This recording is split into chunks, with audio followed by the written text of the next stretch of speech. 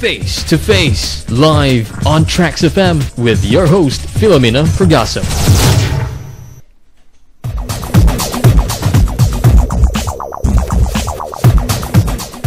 Good evening and welcome to Face to Face. Here with me, Philomena Pergaso, in the studios of TraxxFM. And today we're talking about smart water consumption. And in the studios we have with us Ms. Yasmin, Rasyid, chairperson of Malaysian Environmental Non-Governmental Organisation, or MENGO. And also Mr. Amlir Ayat from the Malaysian Water Partnership and Eco-Consultant.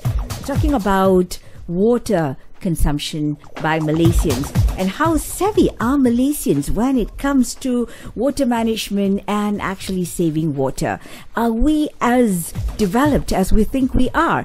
If you're interested to give your opinion on this program called Face to Face, do give us a tinkle at 2282-5491 or 2282-4746. Okay, welcome Ms. Yasmin, Rasyid, chairperson of Malaysian Environmental Non-Governmental Organizations. Hi, good evening. MENGO. Good evening, good to have you. And also Amlir Ayat, you are from the Malaysian Water Partnership and also an Eco-Consultant. Yep. Two people who are very, very passionate about the environment. And we're going to talk about smart water consumption. Let's look at Malaysia, a country which is simply blessed with a lot of rainfall, beautiful water resources as well. But how good are we with water? Do we have water to go around for the next few centuries, let's say? Yes, Amlir. Yes, thank you, fellow. Yes, I think we do have enough water. In fact, more than we need. So the problem lies on how we use water. I mean, if we do not use water sustainably, no matter how much water we have, it's not going to be enough. For example, we take a look at Tokyo in Japan. It has about 29 million people, and they have only 1,500 millimeters of water per year. Rainfall. Of rain, yes, of rain per year. And in Adelaide, if I'm not mistaken, it's only about 540 or 550 millimeters per year. But they don't have any water crisis like we do. And in Malaysia, we have 3,000 millimeters of water per year. 3,000? 3,000. Okay. That's a lot. That's twice the number of amount of water, of rainfall in Tokyo. So what is the problem?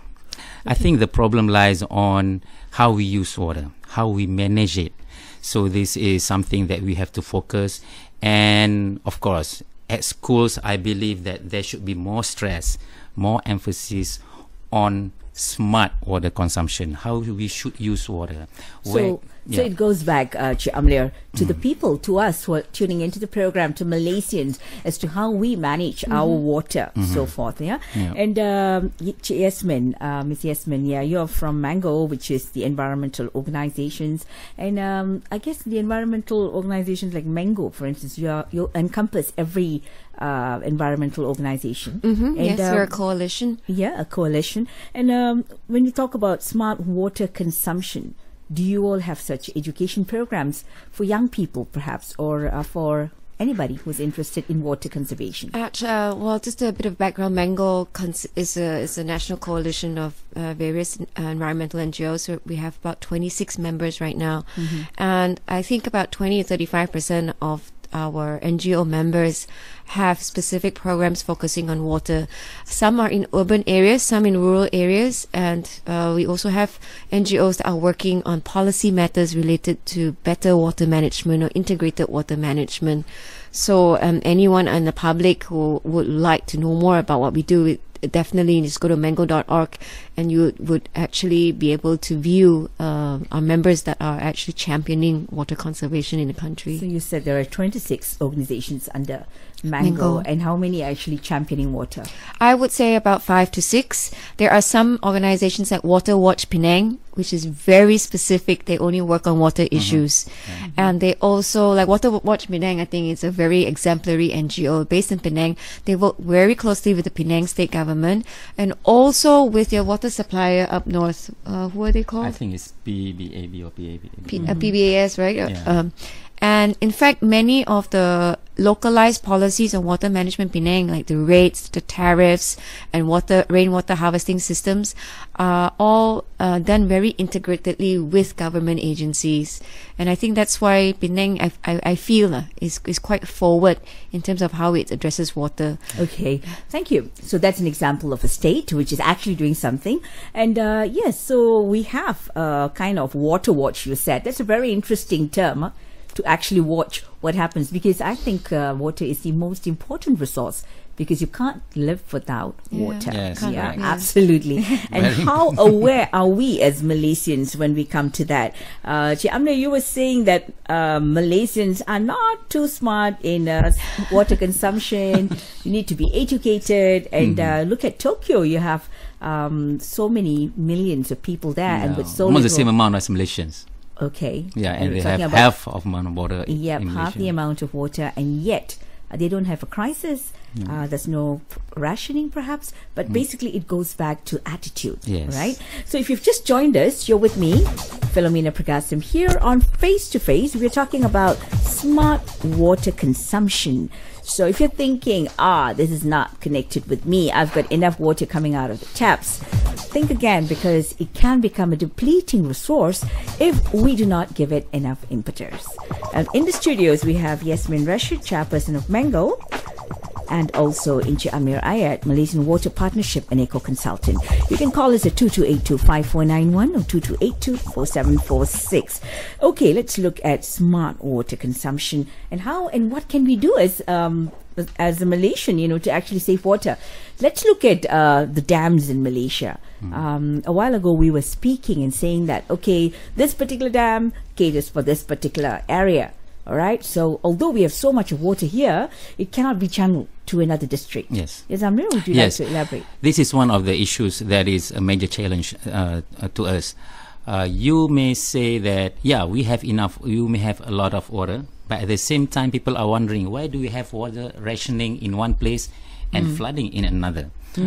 Now, that is because one of the reasons is because some of the dams are built to cater certain number of population, and some other dams which are located maybe in another district might not receive enough water to cater for that population. The other dam might have enough water just to cater for that population. So you may have a population which are in water stress, even though they have a dam, but the other population may have excess water because the number of rivers coming into that river may be a lot, and they may have a lot of rain in that area. As you know, So it wasn't a far-sighted project. It wasn't looking and taking into consideration the population of that area. Yeah, sometimes we cannot predict. This is the problem with some of our development plans.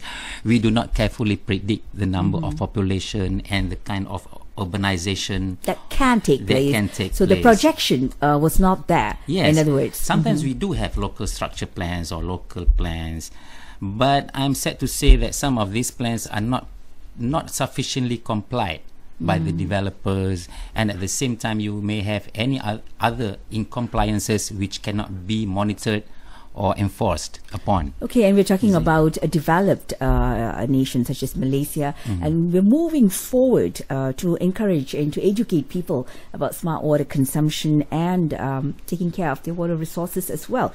Okay, so there we have a problem of not enough projection. But what about people themselves? How do you find Malaysians' attitude towards saving water, for instance? We'll move on to the topic of rainwater harvesting in a while. But first, how are Malaysians towards this? Do you find them to be wasteful based on some studies by your Malaysian Water Partnership? You're an eco consultant as well. So what do you see? Okay, if we look at the WHO, the World Health Organization standards, a person could survive with about 200 to 250 liter of water per day, or when we say per capita, per person per day.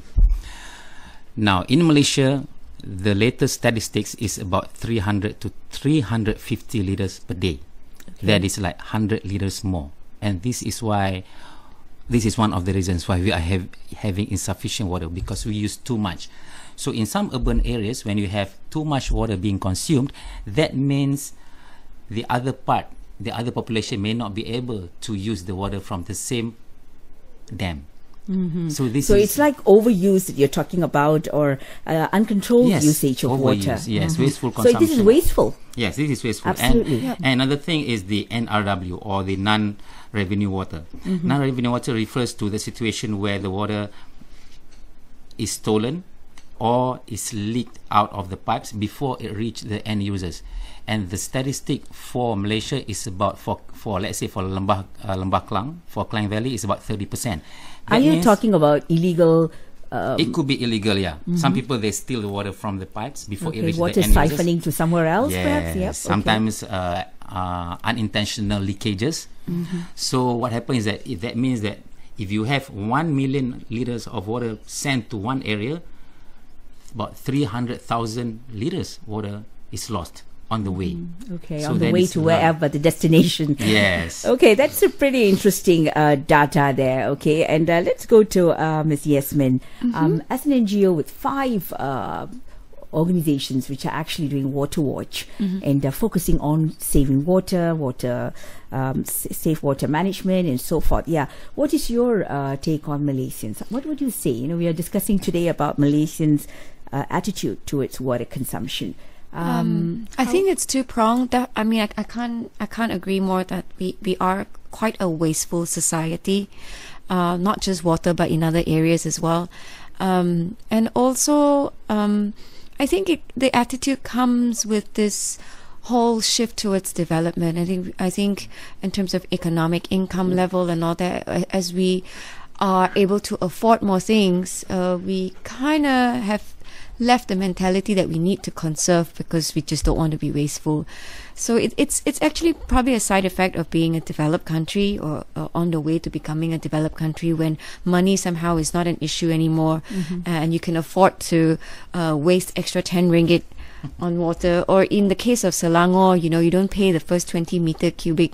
So it's like, okay, I have 20 meter cubic free of water to use. And when you think of if Mother Nature had to give us a bill, I don't think she'll give us an empty bill. I'm sure she'll charge us something for the function of trees or soil, because she does a good job at filtering it for us. That's one aspect. And number two, I think it's also from the policy advocacy issue. If you look at the way water is managed here, it's mainly done addressed in terms of services, provision, treatment. There's really no one overlapping policy that actually talks about protection of a watershed, for instance, to ensure that we get clean water. So we have the Water Services Act 2006, right, which basically just talks about which concessionaire is able to treat the water and provide the water. But, I understand it rains a lot here, but one key point which I think the media and the public fail countless time to understand is source of water is very dependent on the state of our forest. And so we're talking about deforestation. Very interesting point there that you said. State of water depends on the forest. Yes. Yeah, but we're talking about a depleting or deforestation that's taking place. Right. So how controlled are we? How is it also a case of non-projection about what's going to happen in the future? Actually, I would think it's uncontrollable, because 15 years ago you don't see the need to spend on water filtration system, and I had to save up money to buy one, because if I open just my tap, you're not getting clean water. You know that for sure, and there's some scent to it as well. And I remember growing up in a small town of Ipoh, and my grandfather was a doctor, and we would just be drinking off from the tap. It was the most delicious sparkling water. You're coming from Ipoh. Ipoh water is supposed to be good, isn't it? Yeah, but even now, most Ipoh homes also would have a filter system, because the treatment plants are probably not equipped or capable to treat the water of the right quality to be delivered to us. And at the end of the day, consumers have to pay. We're paying a lot more. We're paying not just treated water, we're also paying for filtration systems. It could be also because we're doing all sorts of things. Actually, if you look at any Malaysian home for that matter, 1 out of 10 they would have some kind of filtering device. And is it necessary to do that? Okay, we're going to come back to that in just a while. Meanwhile, if you have any questions, do give us a call at 22825491, 22824746. Philomena Pragasam here with Yasmin, Rasyid from MENGO, and also Encik Amlir, Ayat, Malaysian. You're listening to Maroon 5 there and Animals here on Face to Face with me, Philomena Pragasam. Okay, we have a caller on the line. Hello. Hello. Hi, good evening. Good evening. I'm Rama. Hi, Mr. Rama. You're with us on Face to Face, and I've got two guests in the studio. We're talking about smart water consumption. What's your question? My question is enough because I have in my area there's a water reservoir, a 300,000 liter reservoir, which can supply for the whole area even without the incoming supply for about 2 days. Okay. Nowadays, what happens is within 8 hours that reservoir becomes empty. How do you know the reservoir is becoming empty? That's the meter there. I see. Okay. Okay. I make observation on all this. Very good. Okay. So what happens is, so every time I know when the meter drops down, I know there's no incoming water. But what I know is, a lot of these other housing areas, all by the sides and development and all the things, they have got their own reservoirs. But the water supply is tapped from this reservoir. Illegally doing legal connections. Okay. All right. I think we got your question there. Getting on to illegal connections. They're very interesting. We were talking about water siphoning earlier, and here you have a actual problem. What should one do if they find that such a thing is happening? Cik Amlir? Okay, thank you, Mr. Rama from Sri Kembangan. Yeah, that's a very interesting question. I think it's something which is quite rampant in Malaysia. So where you it's have not a hypothetical situation. No, it's not hypothetical. Like I said, you have this 30% NRW or the non-revenue water, which got lost along the way before it reaches the consumer. And this is one of the cases of the things that I was talking about. So normally the procedure is that Mr. Rama should call Shabas and explain the problem to them so that they can take the proper action. And show the meter, take some pictures or whatever. Yes, whatever. And I think as far as I know, Shabas is quite efficient in taking actions. So that is one thing that you should do. Okay, there you go. And we were supposed to have a representative from Shabas, but they couldn't make it today. But nevertheless, we're talking about smart water consumption. And a while ago, we were actually touching on the aspect of Malaysians are good enough to fix filters for their homes, but are they smart enough in consuming water in a careful manner so that it lasts them for a long time? Yes, we go on to Ms. Yasmin, Rasyid at MENGO. The water filter, really important. Well, the water filter is important because we want to make sure we are confident enough on drinking good water, quality water. Not like what you drank from the taps many years ago. Many years, yeah. And I mean, I resisted buying a water filter for a long time until it got to a point where I had massive amount of silt in my water tank on the rooftop.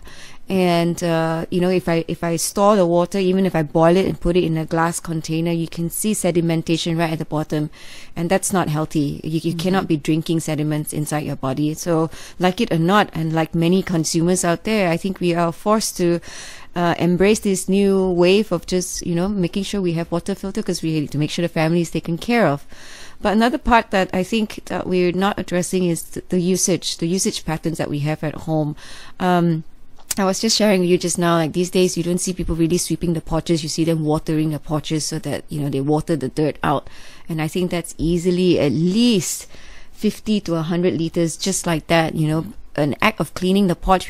People may be a bit complacent and maybe don't want to sweep, but think that spraying water is a way of cleaning the porch. What's your advice to people? Are you saying that lots of Malaysians are actually using good water to sort of unnecessarily washing the porches or even watering the garden for that matter? What other options do they have, Amlir? I think one of we have to remember that the water that we get from the water supply is actually potable water. If it once it leaves the water treatment plants, it's very clean. You can drink it. But what happens along the way is something that may be of questions.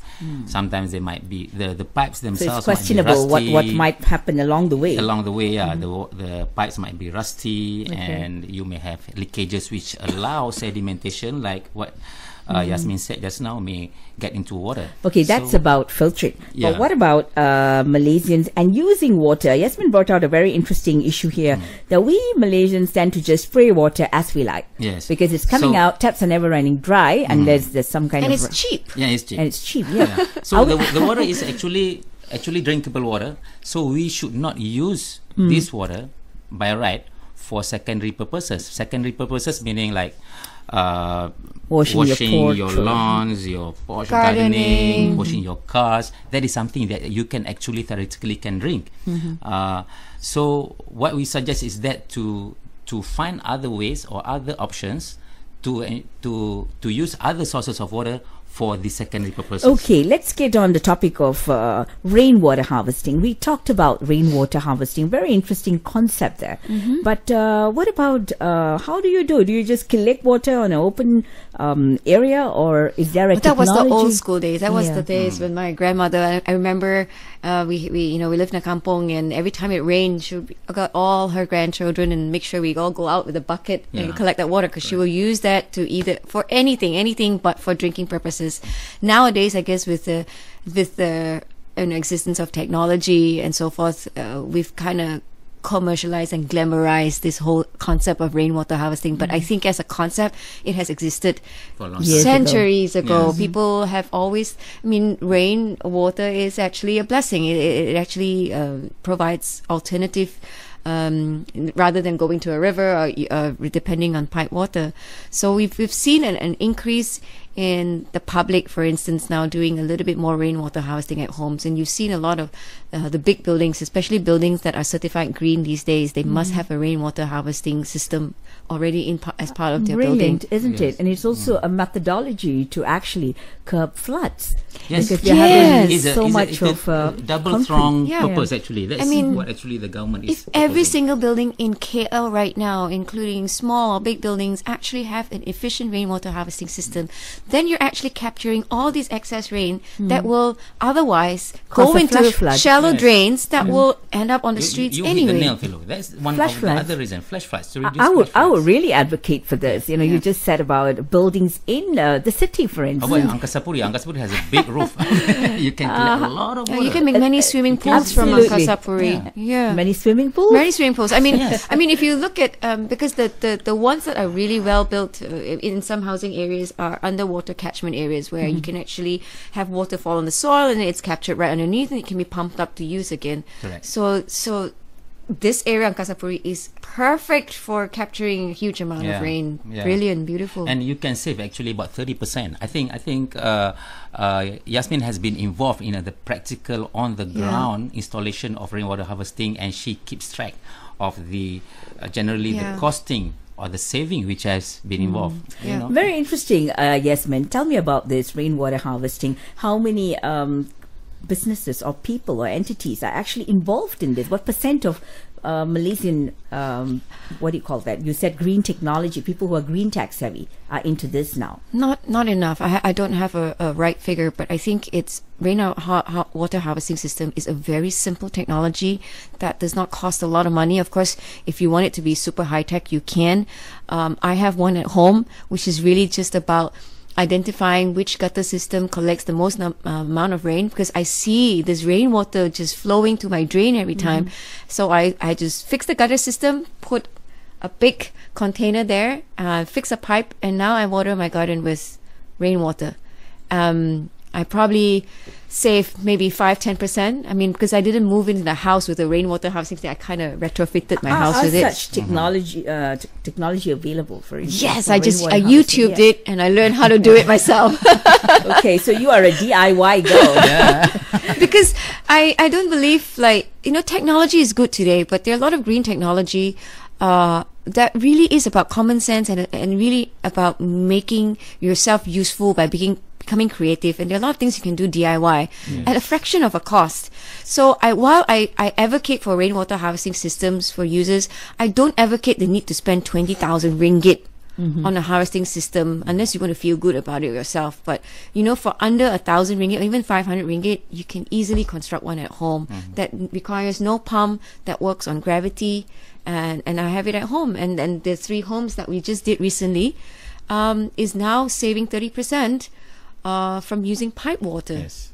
So that Very interesting there, and I think something that's pretty easy to do as well, and you're actually cutting your costs where water is concerned. But tell me, when it comes to water bills, how blessed are we as Malaysians? Are we the highest paying or the lowest paying, bills when it comes to water? lowest paying. Just look at Singapore. Just a simple. Let's look at our neighbor. I think an average Singaporean pays more for water than any other utility bill. That's why they are more. I think when it hits your pocket, right, you then become aware of, like, every time you flush or every time you brush your teeth with that tap water running, you know, it hurts you because you have to pay for every single cent of it. Correct. Absolutely. Very interesting there. And we are talking to Yasmin Rasyid from MENGO and also to Amlir Ayat, Malaysian Water Partnership, here on our program Face to Face. Face to Face, live on TraxxFM with your host, Philomena Pergasa. Okay, if you'd like to share and ask us any questions at all about water conservation, or what you can do, call us at 2282-5491 or 2282-4746. You can also log on to TraxxFM official and post whatever questions you have for our guests in the studio, or even your comments on what you think about Malaysians and safe water consumption. Or rather, smart water consumption. We are all worried about the safe bet because we get very individualistic, but when it comes to smart water consumption, I think that's a big thing, because how smart are we as Malaysians in really taking care not to waste water? All right, so do you as an NGO have education plans, for instance, in schools? Yes, man, do you go out to schools? Do you educate the young? Because every change can happen with the young. Yeah, we have a program called Anugerah Hijau, which is actually run by one of our partners called Eco Nights. And they actually work with the Ministry of Education. What they do is actually provide free educational opportunities and workshops for kids outside Klang Valley. And I believe this year, I just saw the report, they have reached out to about 9,000 over kids in about 8 states. Of course, I think, you know, is it a massive impact? I'm not sure, but education is something. It's lifelong. You think you've educated a 12-year-old today and you're done with it, but it doesn't work that way. Education has to be always reinforced and continuous. So some of these NGOs have been doing relentlessly for maybe a decade or so. And I'm just, I really hope that in the next, you know, when they start growing up to be teenagers and youth and users and eventually paying their water bills, you know, some part of these education activities actually resonates inside their mind and leaves an impact. I hope so too. And when we talk about water, one of the interesting things I noticed is, do we have like a what do you call this? You have an index, like how long does your water in Malaysia going to last? All right, I know I'm touching on difficult grounds, but do we have such a measurement? Perhaps because we are blind to this. We don't know. We take it for granted that if I open my taps today, I'm going to get the water. And somehow, even if they're doing some amount of rationing, the water's going to come back tomorrow. Or somebody's going to send a lorry with some water or something like that. So it's always there that it's there. So do we have like some kind of warning system, some kind of measurement, a tool to tell us? Of course, during during dry seasons, we do have warnings from the authorities with regards to water rationing and whatnot.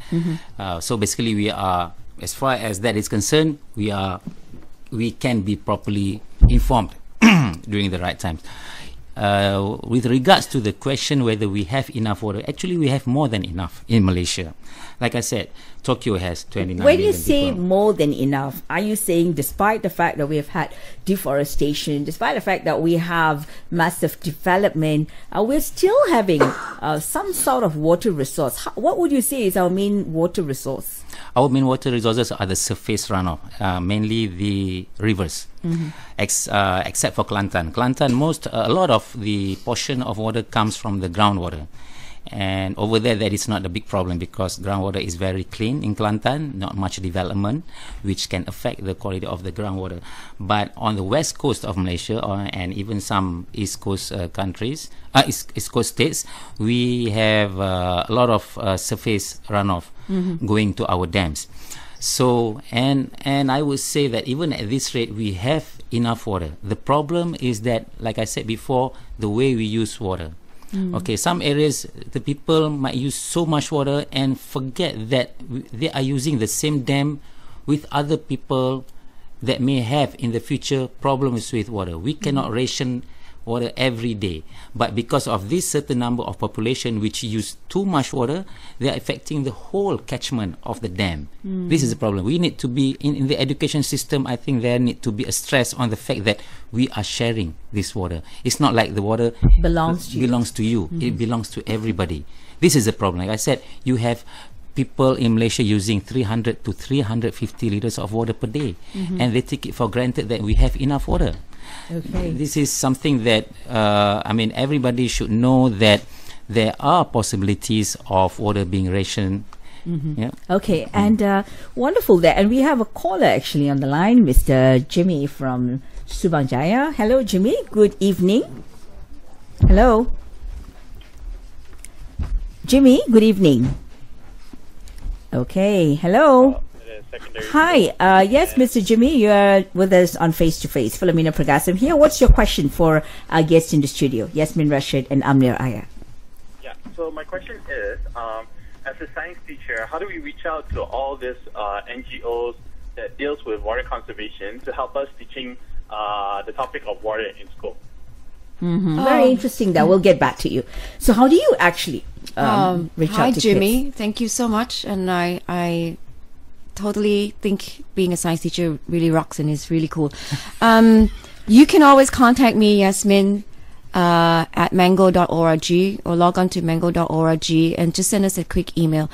We've had these kind of questions come to us many, many times, and we actually have worked very beautifully with many schools, and bringing the kids out to learn about where water comes from, learning about simple things and simple fun water ranger programs for your school, so that kids are being given a bigger role or responsibility, a lot of role playing as well. So I really welcome for you to contact us directly, or send an email to admin admin at mengo.org, and I will make sure I personally get back to you, because I think school children is one target audience that we absolutely love working with, because they're so creative, so innovative, and definitely more enthusiastic than a 40-year-old adult. And they are our future leaders. Absolutely. If they can understand the issue, yes, then they can improve our nation in the future in terms of I water. totally agree with you. I used to be a children's program producer, and Mango people are spelled as MENGO. Yeah, Yes. MENGO, Yeah. not the fruit. So, okay, so if you have a question, do call us. And it's very interesting. You can also get on at TraxxFM official and post your comments there or your questions. Okay, and we were talking about educating Malaysians, which is actually a lifelong process, like you mentioned, Yasmin. And Amlir, you were saying that it calls for more water management, better water management. We have enough water in Malaysia.